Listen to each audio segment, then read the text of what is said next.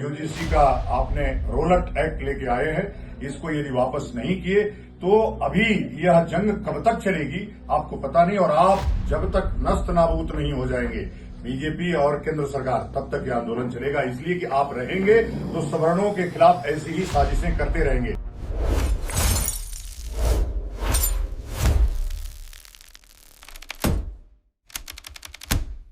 उत्तर प्रदेश की राजनीति में इस वक्त एक ऐसी हलचल उठ गई है जिसकी गूंज सिर्फ लखनऊ तक सीमित नहीं है बल्कि दिल्ली तक भी सुनाई दे रही। दोस्तों, राजनीतिक गलियारों में चर्चा तेज है, सवाल भी उठ रहे हैं और सियासी समीकरणों पर नई बहस जो है वो शुरू हो गई। आपको हम बताएं कि इसी बीच योगी आदित्यनाथ के दौरे भी बहुत ज्यादा चर्चे में। परसों योगी आदित्यनाथ गाजियाबाद गए, जिसके बाद वो लखनऊ पहुंचे। इसी बीच दोस्तों, उत्तर प्रदेश में कुछ मुद्दे बहुत ज्यादा गर्माए हुए, जिसमें हम अगर बात कर ले शंकराचार्य के मुद्दे की तो डिप्टी सीएम्स की अपने अलग अलग राय थे, लेकिन वहीं पर सीएम योगी आदित्यनाथ इस मुद्दे पर काफी ज्यादा अस्वस्थ दिखे। इसी बीच एक और ऐसा मुद्दा है जिसको लेकर के अंदर ही अंदर योगी आदित्यनाथ बहुत परेशान है और वो ये समझ नहीं पा रहे कि आखिर इस समस्या के साथ वो कैसे 2027 का चुनाव जो है वो पार करेंगे। चाहे वो कोई भी मामला हो, योगी आदित्यनाथ ने सारे मामले को अपने हिसाब से देख लिया, लेकिन ये जो समस्या है चुनाव से पहले ऐसी खड़ी हो गई है कि उसको संभाले नहीं संभल पाए। दोस्तों, इसमें कैबिनेट विस्तार करे या क्या करे वो खुद नहीं समझ पा रहे। दरअसल पहले आपको पता ही होगा कि अग्निहोत्री को पहले हटा दिया गया, उसके बाद दिनेश शर्मा के लिए विरोधी नारे लगाए गए, जिसके बाद से अग्निहोत्री ने एक राम नाम की पार्टी बनाई। जी हाँ, वही राम नाम की पार्टी जिसमें ये स्लोगन आधारित था कि राम लाला आएंगे, मंदिर हम वही बनाएंगे। मंदिर तो बन गया, लेकिन 2024 का जो इलेक्शन था वो राम पार्टी जो है हार गई। इसके बाद दोस्तों, जो ब्राह्मण वर्ग है वो काफी ज्यादा इससे असंतुष्ट दिखा। इसी बीच एक तरफ सपा और बसपा है जो अपने खेमे में ब्राह्मणों को लेने के लिए तैयार बैठी है, और वहीं पर बीजेपी है जो संगठनात्मक माध्यम से चाहती है कि नाराजगी जो है ब्राह्मणों की वो दूर हो जाए। इसी को लेकर के ब्राह्मण वर्ग भी अब एकजुट हो गया। कई ऐसे और मामले हैं जिसको लेकर के ब्राह्मण समाज नाराज है। दरअसल दोस्तों, आज बात हो रही है ब्राह्मण समाज से जुड़े उस असंतोष की जिसकी चर्चा पिछले कुछ समय से लगातार हो रही। इसी बीच देश की राजधानी दिल्ली में एक बड़े आयोजन का ऐलान भी कर दिया गया है, जिसका नाम रखा गया है सनातन स्वाभिमान महापंचायत, जिसकी तारीख है आयोजन की 8 मार्च 2026 और जगह निर्धारित किया गया है रामलीला मैदान दिल्ली। पोस्टर और बैनरों के जरिए सनातन समाज से एकजुट होने की अपील की जा रही है। आयोजकों का ये साफ तौर पर कहना है कि ये महापंचायत यूजीसी इक्विटी रेगुलेशन और SC/ST एक्ट से जुड़े मुद्दे के विरोध में आयोजित की जा रही है और इसका उद्देश्य सनातन समाज के अधिकार, सम्मान और भविष्य की रक्षा से जुड़ी हुई है। लेकिन दोस्तों, अक्सर सवाल सिर्फ मुद्दे का नहीं होता, सवाल उसके पीछे छिपे संदेश का भी होता है, और यही वजह है कि इस महापंचायत को लेकर के राजनीतिक हलकों में भी हलचल तेज हो गई। क्योंकि जिस समय दिल्ली में ये आयोजन होने जा रहा है उसी समय उत्तर प्रदेश में ब्राह्मण असंतोष की चर्चा भी जोर पकड़ चुकी है, और यही वजह है कि इस पूरे घटनाक्रम को सिर्फ एक सामाजिक आयोजन के तौर पर नहीं देखा जा रहा, बल्कि इसके राजनीतिक मायने भी तलाशे जा रहे हैं। दोस्तों, इस पूरे घटनाक्रम में एक और मुद्दा बहुत ज्यादा चर्चे में है और वो था शंकराचार्य से जुड़ा।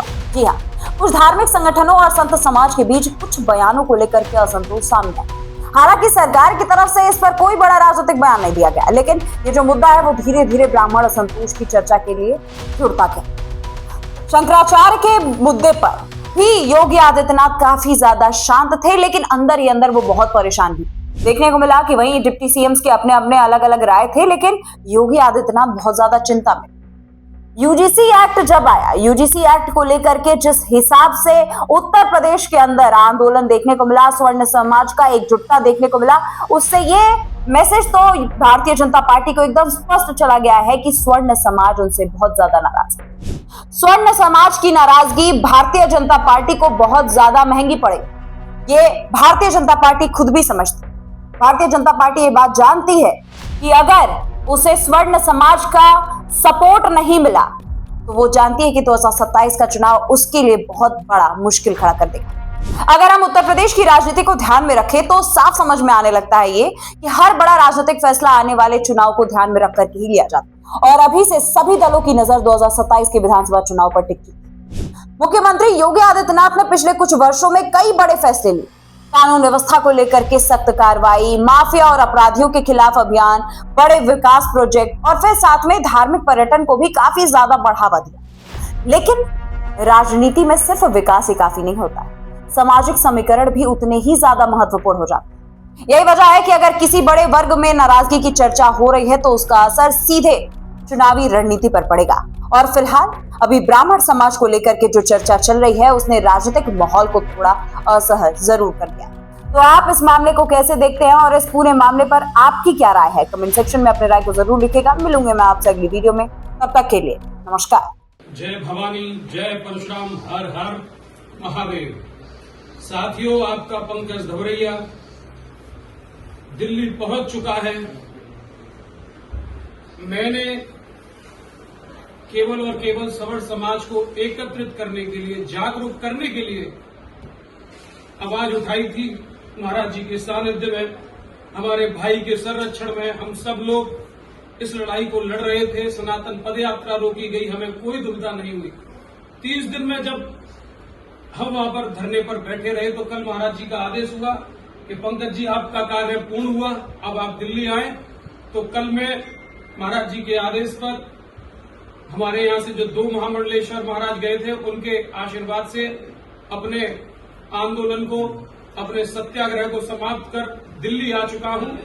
एवं आप लोगों से निवेदन करता हूं कि देखिए, मोदी जी ने योगी जी को खत्म करने के लिए हम जैसे लोगों पर तमाम फर्जी मुकदमे लगवाना प्रारंभ किया, लेकिन हम नहीं डरे और हम दिल्ली आ चुके हैं। तो आपको भी नहीं डरना, क्योंकि हमें इस देश को बचाना है, इस देश की अखंडता को बचाना है।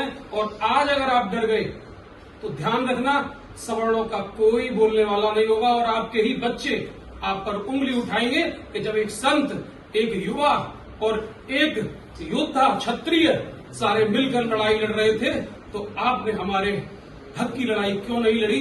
तो आपसे हाथ जोड़कर हम सभी लोग विनम्र निवेदन करते हैं, सभी लोग विनम्र निवेदन कर रहे हैं कि कल 8 मार्च रामलीला ग्राउंड में भारी से भारी संख्या में अपनी उपस्थिति दर्ज कराएं और सरकार को बताएं कि हम अपने अधिकारों के लिए लड़ रहे हैं। हमारी आपसे कोई लड़ाई नहीं है और हम इस लड़ाई को जीत कर ही दम लेंगे। हर हर Mahadev. This video is sponsored by Ram Group of Companies, co-sponsored by Nature House and Bhaiya Ji Silver Coated Ilachi.